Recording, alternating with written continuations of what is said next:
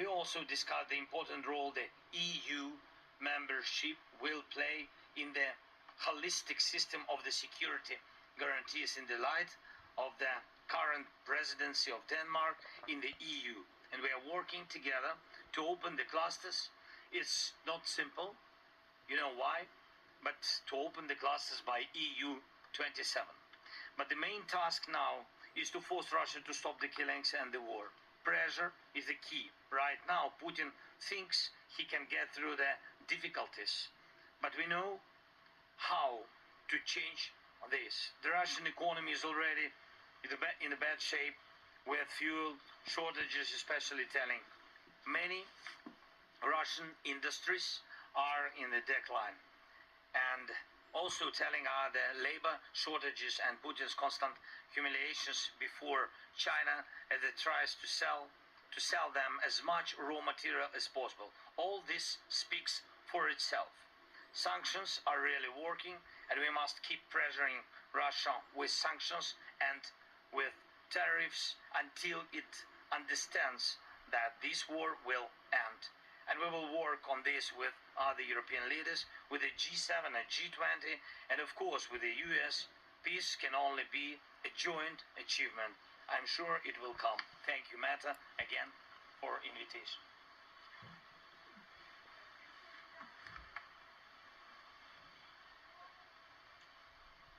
Hello, my name is Nina Kolomiyets. I'm from Ukrainian TV channel Inter.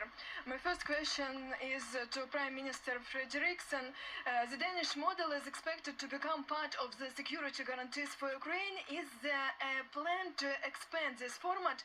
And what additional instrument does Denmark intend to use to ensure Ukraine's security? And my second question is for President Zelensky. Can you share more information about concrete agreements with countries of the Nordic Baltic 8 regarding security guarantees for Ukraine and their participation in the Pearl initiative, and maybe some more Pearl, yeah. Initiative. Yeah, thank you. Yeah, no, please. Well, we have this so-called Danish model when it comes to supporting production internally in Ukraine. I think we can say that it has been working very well, and a lot of the capabilities that is now being used on the battlefield is produced in Ukraine. We still have capacity, free capacity, and therefore I would like to underline that all the partners around the globe should support with financing, because you are ready to produce more than what we are able to get finance for right now. So it is working, and now we are looking at this. I mean, this way of working has been very effectively. Can we use this way of working in other areas as well?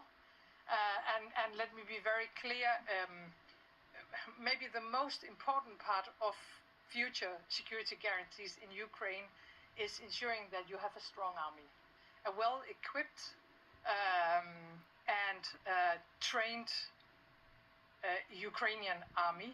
And maybe we can use the Danish model, how we work on other areas as well, including part of the security guarantees. So yeah, we are looking into that.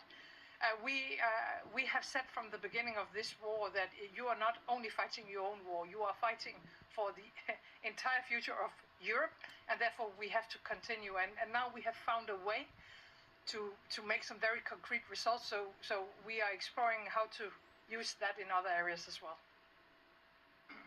Thanks so much. So first of all, as I said already, yes, in my speech, that we really count on Pearl program, and we have already a little bit more than 2 billion for the American weapon. And now we spoke with Nordic Baltic partners. We count on continuation, and partners support this idea. Yes, then it's really the first program which works after the frozen process from the United States side. So this is good. The second, Denmark, with Danish model, as Mette said, so it works very well. especially with the drones, especially with the deficit, with a big gap for the drones. And Danish model, it doesn't mean that it's only Denmark has to deliver. Yes, so it's about the model. And now using this model, of course, we want to find additional money. I said that the big gap for our internal production is about 6 billion for the drones. And that's why, of course, we want to use, partially want to use the Danish model for this process. About security guarantees, we really have more than about 30, I think 30 security documents of security guarantees, but they are different. They help us during the war. Yes, we can count on the support of some countries basing on their bilateral contracts with us on the help after the war. But now when we speak about security guarantees from the countries, we need more than these documents. First of all, legally binding. We don't want to have, risks. We don't want to have risk after this war for Ukraine and for the security of Europe. And it doesn't matter who will be the leader of one or another country. This system has to work, and this is important. That's why I agree again with the Prime Minister. We are basing on our strong army, and for this we need weapon and financing. Thank you. Mr. Zelensky, you just said that sanctions are working. Now another deadline from Donald Trump has expired. It was about progress in a meeting between you and Vladimir Putin. Nothing happened. No sanctions. It's not the first deadline. There's been a lot of deadlines. We have seen no sanctions from the United States. We have only seen, since Trump came into office, that the number of attacks on Ukraine have increased. So, do you have any trust in Donald Trump left? Thank you so much. So, first of all, we need United States on our side in this crucial period, in this big war. There is political support from them, bilateral, bipartisan support, and of course, during all these attacks, when we need the air defense, which systems like Patriots has only the United States or some European friends, but they don't have enough missiles, and all the biggest missile production of Patriot missiles is in the United States. We need this support. We're thankful to the United States and to President that he supported this pearl. It's not enough, but this is what we have.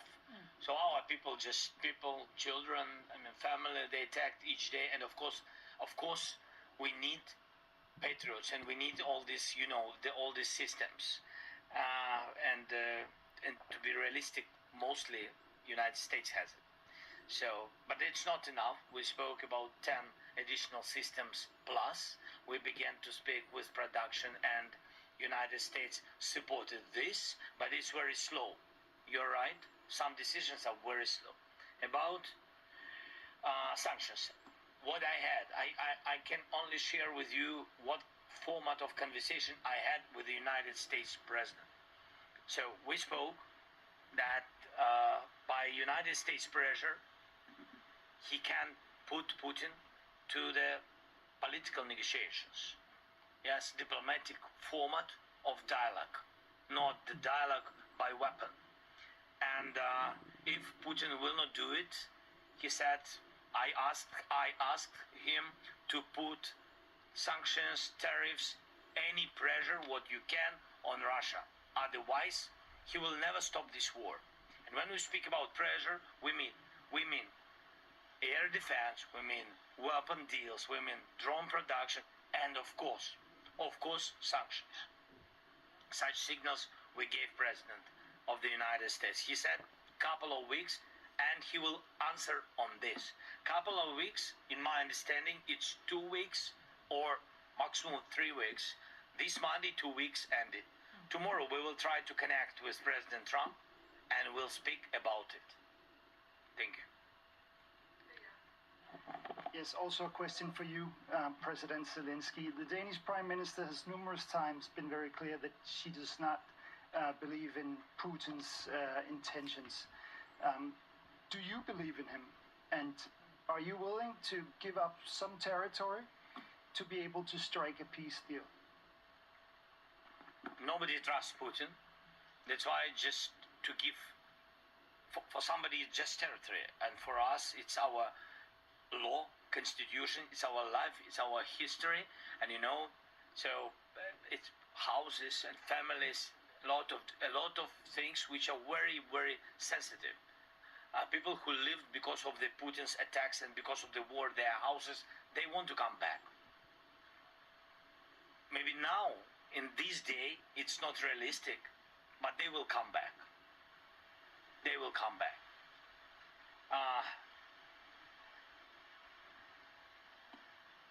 When we say all about that we don't trust Putin, it means that there is not logical, there is no